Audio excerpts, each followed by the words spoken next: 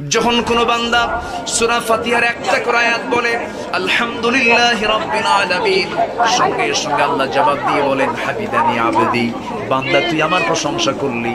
আর রহমানির রহিম যখন বলে আল্লাহ বলেন আসনা আলাইয়া আবদি।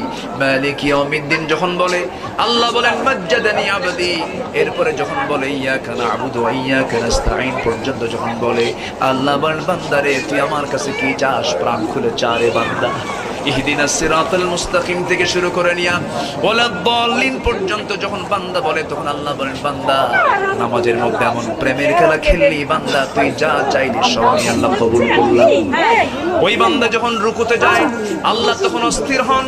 ওই বান্দা যখন সিজদায় যাওয়ার জন্য প্রস্তুতি নাই সমস্ত ফেরেশতাকে ডাক দিয়ে বলেন ও ফেরেশতারা এই বান্দাগুলো আমাকে দেখলো না, রাসূলকে দেখলো না, কোরআনকে দেখে হাদিসকে বিশ্বাস করে আমাকে খুশি করার জন্য তার সবচেয়ে সম্মানজনক